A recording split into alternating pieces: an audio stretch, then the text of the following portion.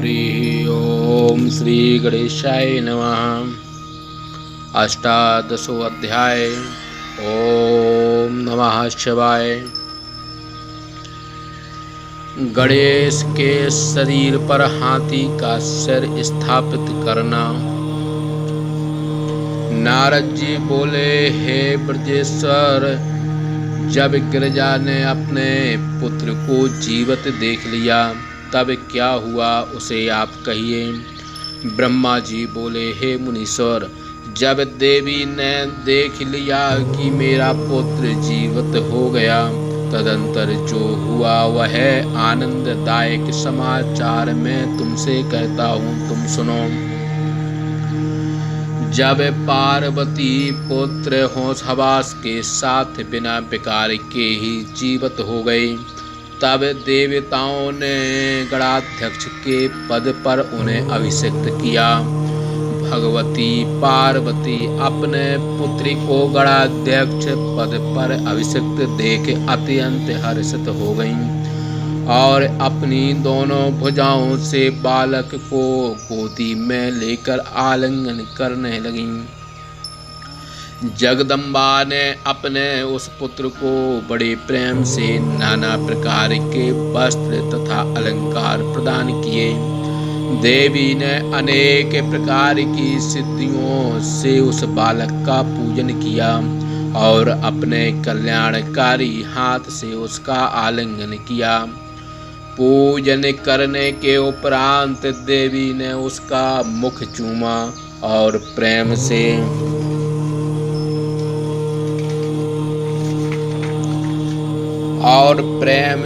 उसे अनेक वरदान दिए और कहा, बेटा, तुमने बड़ा कष्ट सहन किया।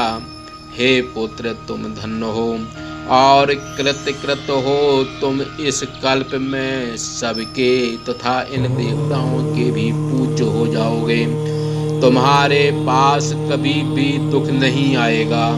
इस समय तुम्हारे मुख मंडल पर यह सिंदूर दिखाई देता है, इसलिए जो मनुष्य सिंदूर, चंदन, पुष्प, सुगंधित द्रव्य, उत्तम नैवेद्य विधान पूर्वक नीराजन, आरती, तांबूल, दान, परिक्रमा तथा नमस्कार से तुम्हारी पूजा करेंगे, उनको सब प्रकार की सिद्धियां प्राप्त होंगी, इसमें संदेह नहीं। इतना ही नहीं, तुम्हारे पूजन से समस्त विघ्न भी निसंदेह नष्ट हो जाएंगे।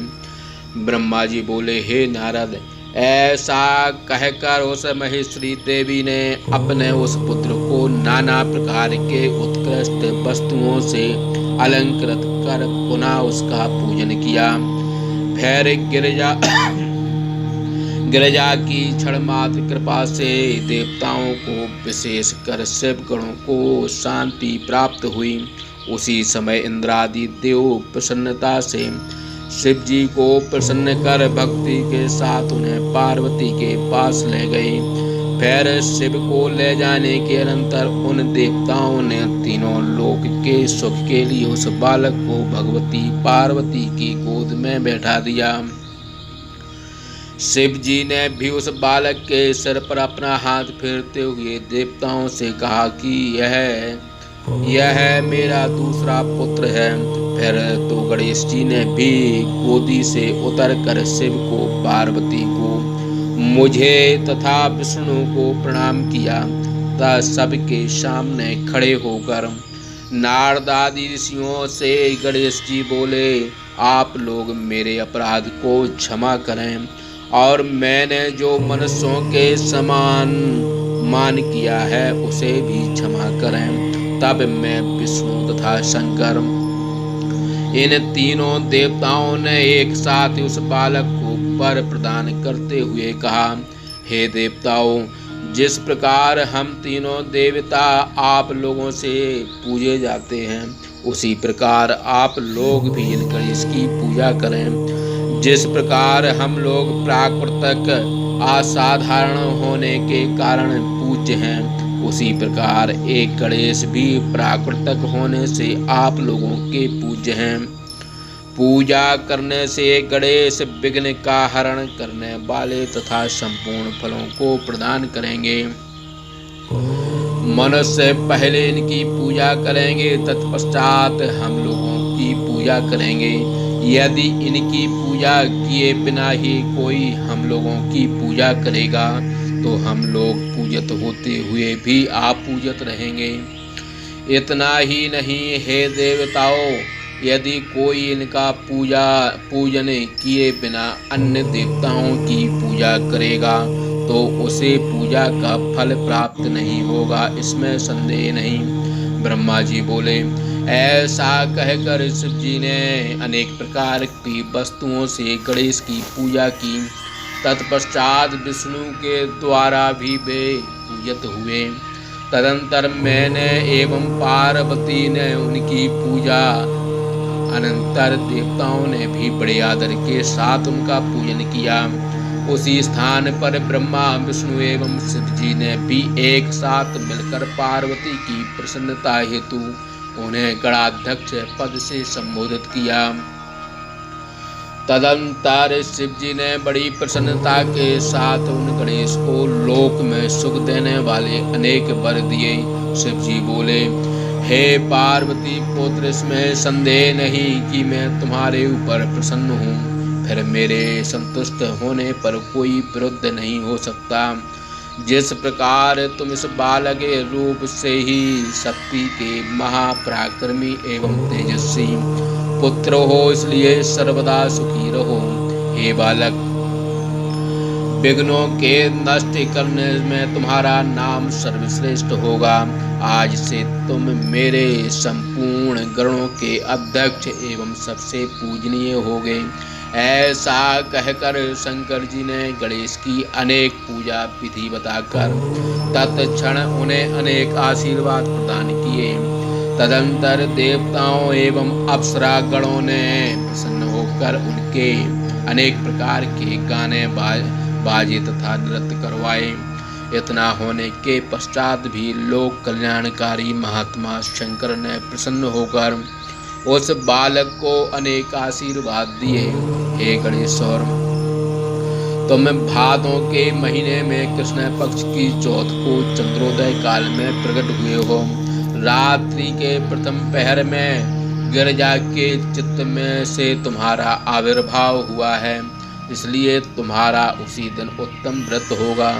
उसी दिन से आरंभ कर सर्वदा इसी तिथि को अपनी सिद्धि के लिए प्राणियों को तुम्हारे सुंदर व्रत का अनुष्ठान करना चाहिए। एक बरस में जब भाद्र मास की कृष्ण पक्ष की चतुर्थी तिथि आवे, तब एक बरस पर्यंत इस व्रत को मेरी आज्ञा से करना चाहिए। जो लोग इस संसार में अतुल सुख प्राप्त करने की इच्छा रखते हैं, वे प्रत्येक चतुर्थी के दिन तुम्हारी विधि पूर्वक पूजा करें। मार्गशीर्ष के महीने में रमा नामक चतुर्थी के दिन प्रातः काल स्नान कर यह व्रत ब्राह्मण को समर्पित करें।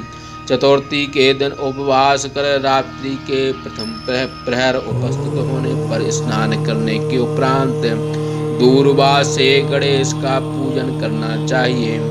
धातु से, मूंगे से, श्वेत अर्घ से अथवा मृतिका से गणेश जी की मूर्ति का निर्माण करें। फिर उनकी प्रतिष्ठा कर संयम पूर्वक नाना प्रकार के दिव्य गंध, चंदन तथा पुष्पों से उनकी पूजा करें। गणेश पूजन के लिए जो दूब हो वह एक पित्ते की हो, 3 गांठ से युक्त हो और मूल रहित हो। इन लक्षणों से युक्त 101 दूर्वा से गणेश जी का पूजन करें अथवा 21 दूर्वा से धूप, दीप तथा नाना प्रकार के नैवेद्य देकर गणेश जी का पूजन करें। तांबूल आदि उत्तम पूजा सामग्री से पूजा के पश्चात स्तुति पूर्वक प्रणाम करें। इस प्रकार तुम्हारा पूजन कर बाल चंद्रमा की पूजा कर उन्हें अर्घ्य दान देना चाहिए। तदंतर ब्राह्मणों को मिष्ठान मोदकादि भोजन कराकर स्यों भी मधुर भोजन करना चाहिए। नमक का त्याग करें, तब अपना सारा नियम त्याग दें और गणेश का स्मरण करना चाहिए। इस प्रकार व्रत का अनुष्ठान करने से व्रत का फल प्राप्त होता है। इस प्रकार व्रत करते हुए जब 1 वर्ष बीत जाए तब उस व्रत की संपूर्णता के लिए उद्यापन करना चाहिए। उद्यापन में 12 ब्राह्मणों को भोजन करावें तथा एक घड़े पर गणेश की मूर्ति स्थापित कर उसकी पूजा करनी चाहिए। वेदी पर अष्टदल कमल बनाकर वेद विधि से होम करें, किंतु वित्त की सटता कंजूसी न करें। फिर मूर्ति के आगे 2 स्त्रियों एवं 2 पटकों की पूजा विधि पूर्वक पूजा कर आदर से उन्हें भोजन करावें। रात्रि में जागरण करें, प्रातः काल पुनः पूजन कर फिर गणेश जी से पुनः आने की प्रार्थना कर उनका विसर्जन करें। बालक से आशीर्वाद ग्रहण करें तथा उसी से स्वस्ति वाचन भी करावें और व्रत की संपूर्णता के लिए पुष्पांजलि समर्पित करें। तदंतर नमस्कार कर अन्य कार्य संपन्न करें। जो लोग इस प्रकार से व्रत का अनुष्ठान करते हैं उन्हें अभीष्ट फल की प्राप्ति होती है। हे गणेश्वर, जो श्रद्धा के साथ अपनी शक्ति के अनुसार मनोकामना की सिद्धि के लिए सिंदूर, चंदन, चावल एवं केतकी के पुष्प तथा अनेक उपचारों से गणेश की पूजा करेंगे, उनको अवश्य ही सिद्धि प्राप्त होगी तथा उनके विघ्नों का नाश अवश्य हो जाएगा। सभी वर्णों को विशेषकर स्त्री जनों को गणेश का पूजन अवश्य करना चाहिए। इसी प्रकार अपने अभ्युदय की कामना करने वाले राजाओं को विशेष रूप से गणपति का पूजन करना चाहिए। हे गणेश, तुम्हारी पूजा से मनुष्य जो जो कामनाएं करता है उन्हें निश्चित रूप से प्राप्त करता है, इसलिए अपनी कामना सिद्धि करने वालों को सदैव गणपति का पूजन करना चाहिए। ब्रह्मा जी बोले, हे नारद, जब महात्मा शिव जी ने इस प्रकार गणेश से उनका पूजा विधि का प्रतिपादन किया तभी सभी देवताओं एवं समस्त ऋषित्वों ने तथास्तु कहकर गणपति का विधि पूर्वक पूजन किया। अनंतर उन गणों ने भी गणेश को प्रणाम किया और आदर पूर्वक अनेक प्रकार की विशेष वस्तुओं से उनका पूजन किया। हे मुनीश्वर, उस समय भगवती गिरजा को जो अपार हर्ष उत्पन्न हुआ वह तो अवर्णनीय है। मैं उसे अपने 4 मुखों से भी वर्णन करने में सर्वथा समर्थ हूँ। देवताओं ने दुंदुभी बजाई, अप्सराएं नाचने लगीं, बड़े बड़े गंधर्व गान करने लगे और आकाश मंडल से पुष्प वृष्टि होने लगी। इस प्रकार गणपति के जी जाने से सारा जगत सुखी हो गया। संसार में सर्वत्र महामहोत्सव होने लगे एवं सभी के दुख नष्ट हो गए। हे नारद, उस समय पार्वती तथा शिव को अत्यंत प्रसन्नता हुई। चारों ओर अनेक प्रकार के सुखदायक मंगल होने लगे। फिर तो समस्त देवगण एवं ऋषिगण जो वहां पर आए थे शिव की आज्ञा लेकर भगवती पार्वती तथा गणेश की बारंबार प्रशंसा, शिव की स्तुति तथा वह युद्ध कैसा था उसका वर्णन करते हुए अपने अपने स्थान को गए। भगवती पार्वती के क्रोध शांत हो जाने पर शिव जी ने उन्हें पूर्ववत प्राप्त किया। इस प्रकार लोक हित की कामना से वे नाना प्रकार का सुख करते हैं। यद्यपि वे स्वात्मा राम हैं, फिर भी भक्तों के कार्य के लिए वे सदैव उद्यत रहते हैं। अनंतर विष्णु तथा मैं ब्रह्मा शंकर की भक्ति पूर्वक सेवा कर उनकी आज्ञा ले अपने स्थान को चले गए। हे नारद, तुम भी शिवा शिव का यश वर्णन कर उनकी आज्ञा ले अपने स्थान को चले आए। हे नारद, तुमने जो विघ्नेश्वर का चरित्र मुझसे कहा पूछा था, वह सब चरित्र शिवा शिव की यश के वर्णन के सहित मैंने तुमसे कहा। इस मंगलदायक आख्यान को जो लोग संयम पूर्वक प्रेम से सुनते हैं, वे सभी मंगलों से युक्त होकर मंगलों के स्थान हो जाते हैं। इस आख्यान के सुनने से पुत्रहीन को पुत्र, निर्धन को धन, स्त्री की इच्छा वालों को स्त्री एवं प्रजार्थी को प्रजा की प्राप्ति होती है।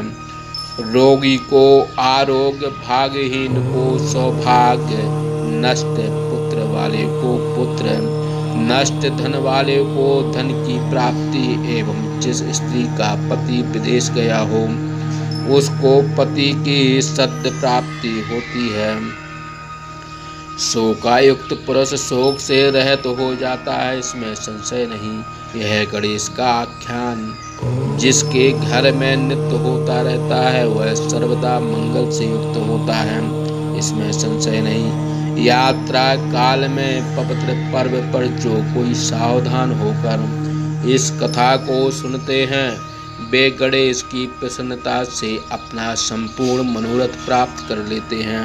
इस प्रकार से द्वितीय भाषा टीका से महापुराण के अंतर्गत द्वितीय रुद्र संहिता के चतुर्थ कुमार खंड में गणेश गणाधि पदवी वर्णन नामक 18वां अध्याय समाप्त। बोलिए शंकर भगवान की